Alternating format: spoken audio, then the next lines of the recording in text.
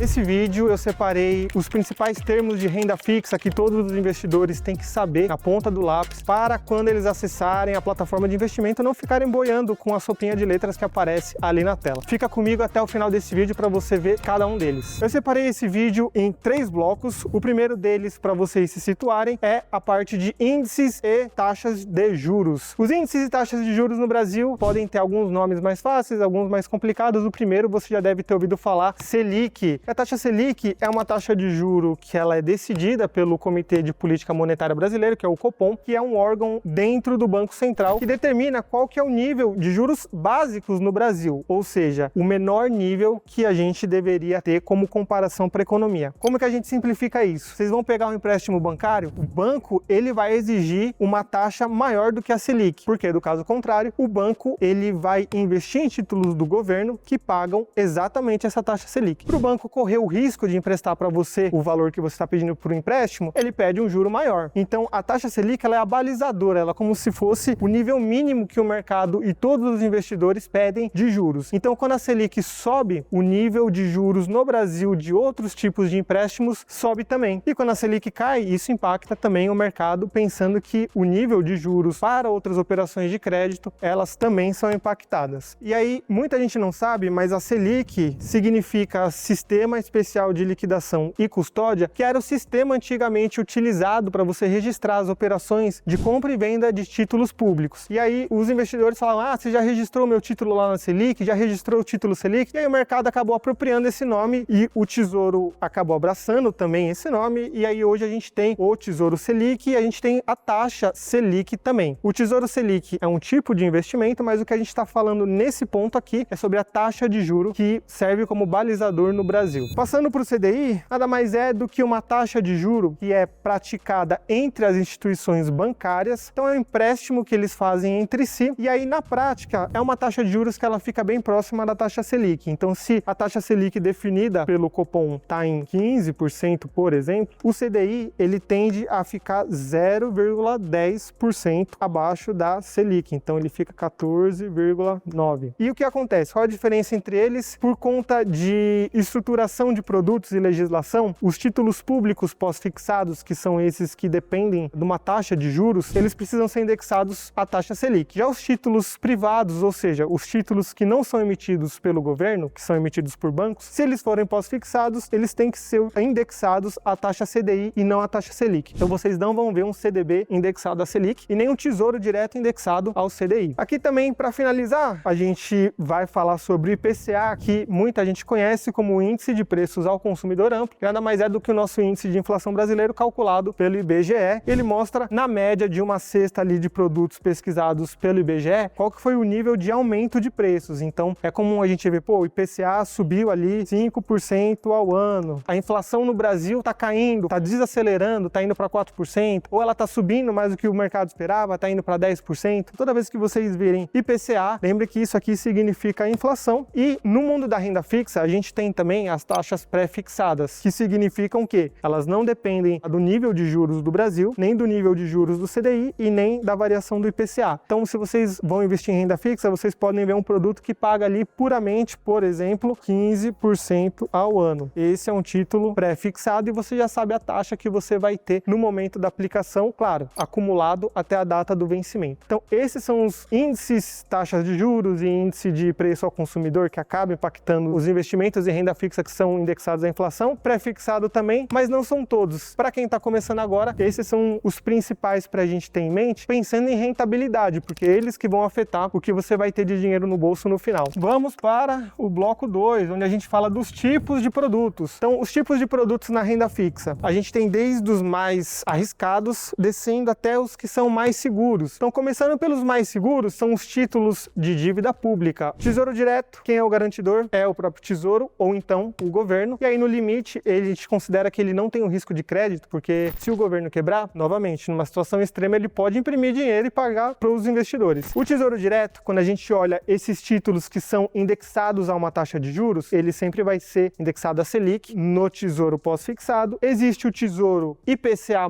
que, como o nome fala, ele vai te pagar a variação do IPCA, ou seja, a variação da inflação no período, mais uma taxa de juro que o mercado chama de taxa de juro real real, porque ela cresce acima da inflação. Então, nesse tipo de investimento, se você levar ele até o vencimento, claro, você sempre vai ter um ganho no poder de compra, porque se tudo fica mais caro em 10% e você tem um título que te paga 10% mais 2, 3, 4%, que é essa taxa de juro real, você está ganhando da inflação de qualquer forma. Então, entre o Tesouro Direto, você tem essa opção do Tesouro IPCA e tem também o Tesouro Pré-fixado, que é para o investidor que quer saber exatamente a rentabilidade que ele vai ter ao ano, levando o título até o vencimento. Na questão de segurança, o Tesouro Direto ele é o emissor de renda fixa mais seguro do Brasil, porque como eu falei, aqui a gente está emprestando dinheiro para o governo. E aí alguns investidores têm a dúvida de o que o governo faz com o dinheiro que eu empresto para ele. Aí o primeiro ponto aqui é que o governo ele tem um histórico, ainda mais no Brasil, de gastar mais do que ele arrecada. Então, para pagar os gastos periódicos do governo, eles têm que arrecadar algum dinheiro por alguma forma que não seja através de impostos, às vezes a receita do governo por conta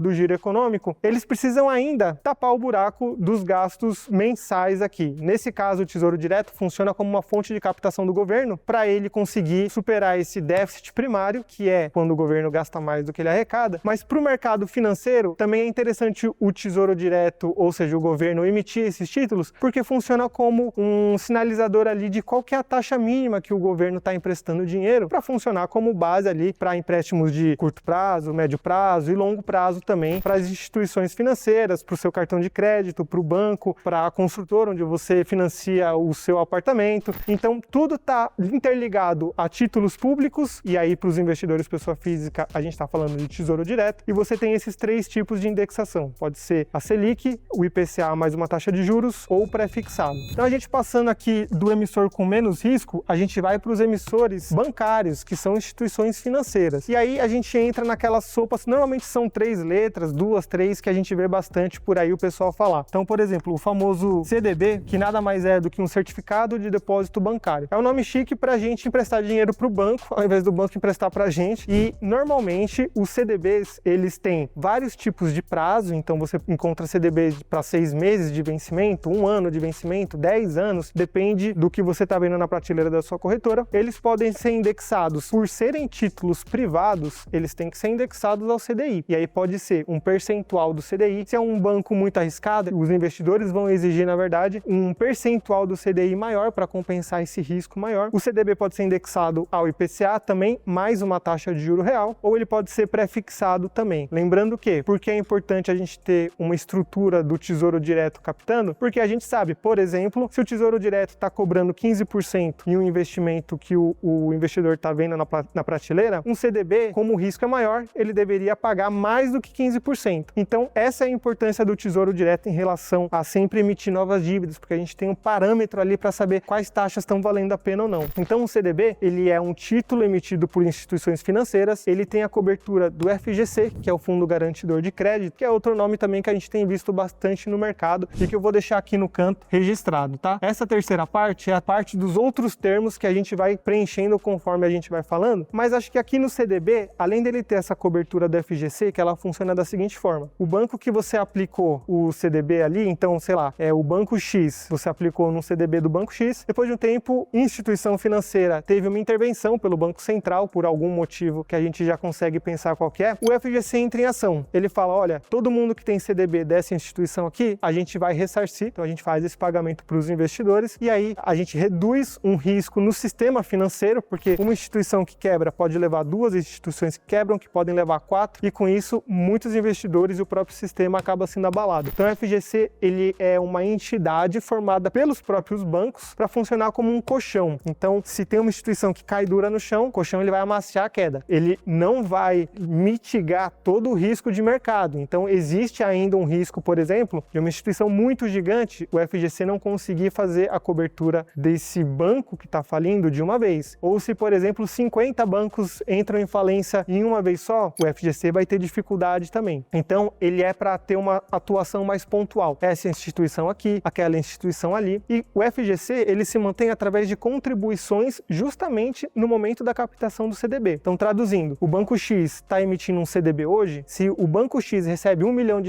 dos investidores, um percentual pequeno desses R$1 milhão tem que ir para o FGC para ele sempre ir fortalecendo o seu caixa. Então, o FGC ele tem uma importância muito grande para o investidor pessoa física, física, que é quem fica coberto por ele, e ele tem um limite de atuação que é de até R$250 mil em ressarcimentos para pessoas físicas e CNPJs por instituição ou conglomerado que entre em liquidação extrajudicial. E também tem um limite global de R$1 milhão, que é bem importante, a cada 4 anos. Então, se você tem CDBs de instituições diferentes, mas você já passou desse valor de R$1 milhão, que é o limite global, o FGC não faz esse pagamento do que superar esses R$1 milhão. E se você tiver mais de 250 mil em investimentos em um banco só ou conglomerado, o FGC vai pagar só aquele teto de 250 mil. E aí, como vocês podem ver, a gente está preenchendo metade da lousa e tem mais coisa ainda para a gente pontuar, mas eu acho que a parte do FGC deve ter chamado a atenção. Então, se o FGC, instituições entrando em liquidação extrajudicial te assustam, então eu convido vocês a assinarem a FinClass, onde vocês encontram relatórios especiais de analistas que fazem a cobertura, tanto de renda fixa como de fundos de investimentos e ações também, ativos brasileiros e ativos internacionais, além de criptoativos também, tá certo? Então, se você quiser investir sem medo, tem um QR Code aqui na tela, aponta o celular para ela, ou então o link na descrição. Dando continuidade, além dos famosos CDBs, muita gente já ouviu falar, por exemplo, LCI e LCA. São títulos de renda fixa emitidos por bancos também, letra do crédito do agronegócio, no caso do A, e no caso do I, do ramo imobiliário. Então, o banco, ele consegue emitir um título para captação no mercado, então ele vai pegar dinheiro de investidores no mercado e ele vai redirecionar esses valores que ele capta para esses dois setores. Por que o banco faz isso e não emite um CDB então? Porque ele tem um incentivo do governo. O governo faz o seguinte, olha, para incentivar esses dois setores, a gente permite com que o investidor pessoa física não tenha que pagar imposto de renda sobre o lucro no momento do vencimento do título ou quando ele fizer a venda desse título antecipada. Então, para o investidor pessoa física, é um lado muito bom, onde você tem a isenção do imposto de renda, mas para o emissor é melhor ainda, porque ao invés dele ter que emprestar a 100% do CDI, por exemplo, ele pode oferecer uma taxa menor que 100% do CDI, e o investidor pessoa física, como ele não vai ter o efeito do imposto de renda, e aí só abrindo parênteses, o imposto de renda no Brasil, para a renda fixa, ele começa em 22,5% sobre o lucro que você tem na venda, depois de 6 meses, né, então no prazo de 1 dia até 180 é 22,5%, 181 até 360, essa alíquota cai para 20%, de 361 até 720 dias, a alíquota cai para 17,5% sobre o seu lucro, e a partir de 721 dias, você tem uma incidência de só 15% de imposto de renda sobre o que você teve de lucro na operação. Então, para o investidor pessoa física, não ter essa cobrança de 15% ou, no pior dos casos, 22,5%, acaba sendo muito bom. E aí o emissor, ele consegue dar uma rentabilidade para a pessoa física que é abaixo de 100% do CDI, mas quando você faz a conta do impacto do imposto de renda, ainda compensa. Então, quando vocês entram na plataforma de investimento de vocês, vai ter ali LCI e LCA, taxa equivalente. Taxa equivalente é justamente quanto renderia se fosse um CDB tributado. Lembrando, LCI e LCA também cobertos pelo FGC. Então, o investidor, ele tem essa cobertura respeitando todos aqueles limites que a gente falou de 250 mil por CPF, instituição, CNPJ, e o limite global de R$1 milhão a cada 4 anos. Outras siglas que a gente costuma ver também na renda fixa, a LC, que é a letra de câmbio, que ela andou caindo em desuso no mercado financeiro aqui com a popularização de CDBs, LCIs, LCAs e também a gente já vai falar dos RDBs. É como se fosse um CDB, então a instituição vai fazer essa captação no mercado. Qual que é a diferença? Aqui a gente está falando que é um banco. Aqui a LC, quem pode emitir é uma financeira, e a LC, ela não vai ter a cobertura do FGC. Isso é bem importante. Então, para o investidor pessoa física, esse é um dos motivos do porquê esse tipo de instrumento acabou caindo em desuso. Não tem a cobertura do FGC e aí o risco para o investidor acaba ficando demasiadamente alto. Agora que a gente já falou do famoso RDB, o RDB, ele parece bastante com um CDB, só que tem só uma questão técnica de diferença. O RDB, ele é o recibo de depósito bancário, ao invés de ser um certificado, mas na prática, ele é bem parecido, porque o banco vai emitir o RDB, o investidor vai emprestar dinheiro para o banco, esse RDB é coberto pela FGC, respeitando todos os limites. A única coisa é que o CDB, você pode vender a mercado para outros investidores, então você pode fazer o que o mercado chama de cessão da titularidade, que é vender no mercado secundário, é como se fosse um mercado de carros seminovos ali, onde você vende pelo preço que o mercado está pagando. CDBs você pode vender no secundário, o RDB não. No máximo, o RDB você pode resgatar com o emissor desse título e você tem ali o valor creditado na conta já líquido também de IR e outros custos custos? Na prática, são bem parecidos, a não ser pela venda no secundário que o RDB não permite. Na renda fixa, a gente está falando aqui, ó, nesse quadro aqui, do universo de produtos bancários. A gente situou os principais, que são os que o mercado mais tem movimentação. A gente tem também alguns outros nomes, como CRI, CRA e Debenture, que são nomes ali um pouquinho mais arriscados de renda fixa, são produtos que têm um risco maior. Eu vou situar ali meio que por cima cada um deles, mas eu acho que por aqui você já consegue desenrolar um papo bom sobre renda fixa. A Debenture nada mais é do que um título de renda fixa privado de uma instituição que não é financeira, não é uma instituição bancária, logo não vai ser coberto pelo FGC. São títulos privados que podem ser indexados ao CDI, ao IPCA+,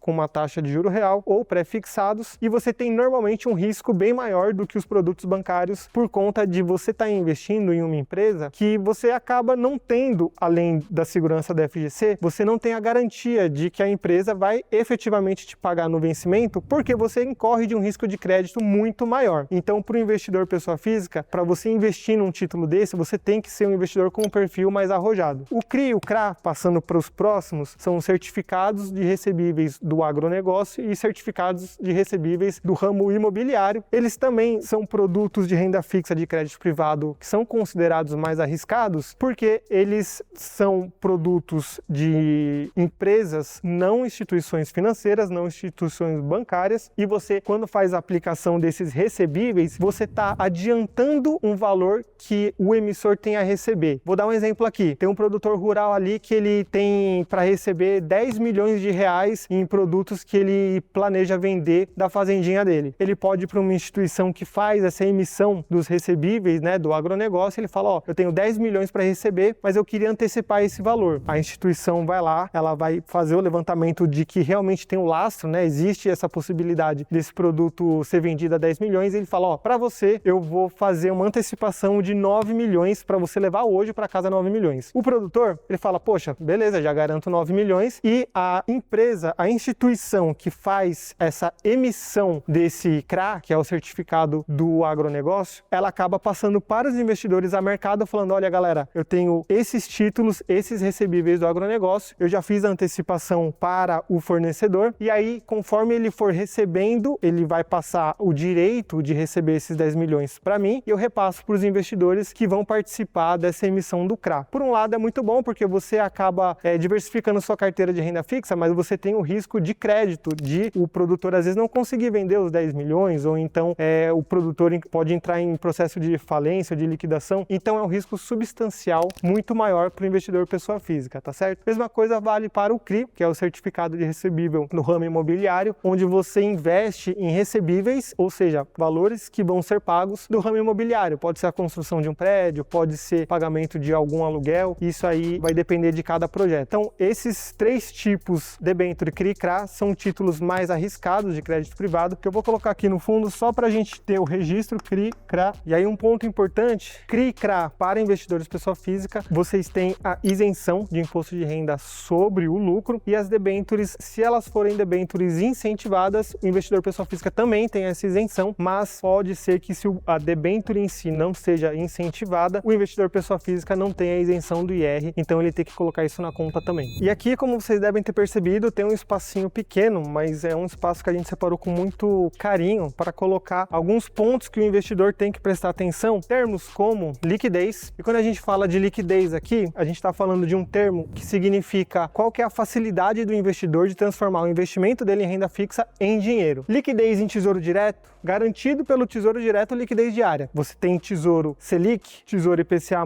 Tesouro pré-fixado, você pode resgatar qualquer dia útil. O Tesouro garante essa recompra, tá? Já os CDBs, alguns são de liquidez diária e eles tendem a pagar uma taxa um pouquinho menor do que os CDBs que não têm liquidez diária. Isso por um motivo bem óbvio. Para o banco, se ele vai te dar essa comodidade de você poder resgatar a qualquer momento, ele vai querer te dar uma rentabilidade menor. Produtos como LCI, LCA, LC não costumam ter liquidez, e os RDBs, eles têm essa possibilidade, inclusive é o que vem se popularizando no mercado nos últimos anos, RDBs de liquidez diária. Então aqui nos bancários, basicamente a liquidez fica muito concentrada em CDBs e RDBs, e quando a gente fala de CRI, CRA e debêntures, por serem produtos de crédito privado, a liquidez no mercado ela é muito reduzida em comparação a títulos, por exemplo, do Tesouro Direto. Então o investidor que compra um CRI, um CRA ou uma debênture, ele pode não conseguir sair desse investimento o momento que ele quiser ou a um preço que ele deseja. Vamos explicar isso. Vamos supor que vocês têm R$1 milhão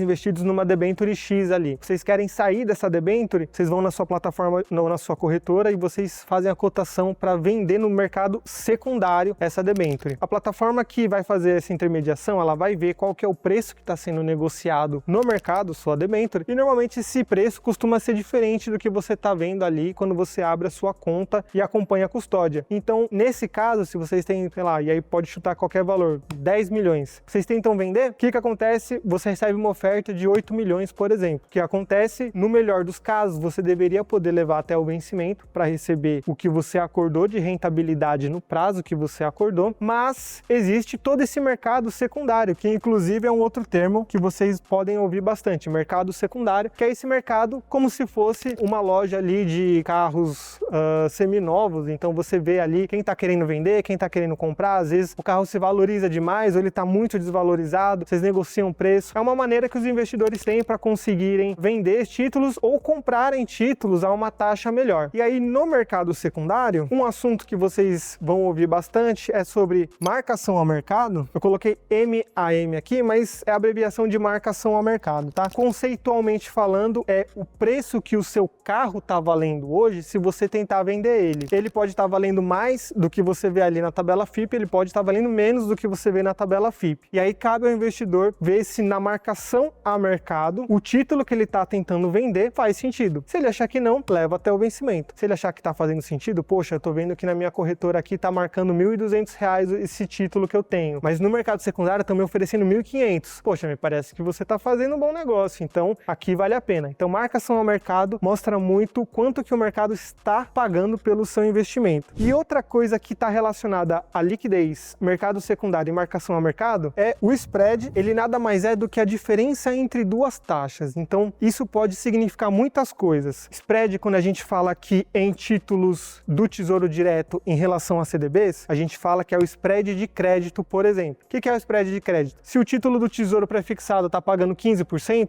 eu vou exigir que um CDB me pague 16%, por exemplo. Esse spread de crédito é de 1 ponto percentual, que é a diferença de uma taxa mais arriscada para uma taxa básica que a gente considera taxa livre de risco. Por isso que é importante as emissões dos títulos do Tesouro Nacional também, para a gente ter essa base de comparação. Spread pode significar também o quanto que eu estou recebendo de diferença no preço da venda no mercado secundário. Então, se eu tenho um CDB que não tem liquidez diária e eu estou fazendo a cotação para vender esse CDB, o mercado costuma falar, você está tendo um spread muito grande, você está sendo spreadado. Isso significa que se você comprou um CDB ali e o preço dele na sua conta está R$ 1.500, se o spread for muito alto, você pode receber um valor menor do que você vê na sua conta. Em alguns casos, ele pode ser inclusive menor do que o que você pagou. Então, se você começou pagando R$ 1.000 nele, você faz a cotação no mercado secundário e descobre que você recebeu um spread tão grande que agora ele está valendo R$ 900. Então, nesse caso, você não teve lucro, você teve prejuízo. Então, o conceito de spread, ele é muito interessante para os investidores que querem receber mais dinheiro. Quanto menor o spread na hora de vender o título no mercado secundário, mais interessante. Então, essas três partes aqui ficam muito associadas a títulos privados, bancários e títulos de crédito privado como CRI, CRA e debênture. Espero ter ajudado. Esse foi o nosso vídeo falando sobre os principais conceitos de renda fixa aqui no Brasil. Claro que tem sempre mais coisa para a gente falar, mas sabendo esses três aspectos aqui, já dá para você desenrolar uma conversa muito boa com qualquer pessoa que se interessa ali pelo mercado ou com seu tio que fala que vale mais a pena comprar terreno. E se você se interessou pelos temas que a gente abordou aqui nos vídeos, considere assinar a FinClass, onde vocês vão ter o apoio dos analistas de renda fixa, inclusive sobre esses temas e outros demais, tá certo? E claro, se você investe em renda fixa, deixa aqui nos comentários. Até o próximo vídeo e tchau!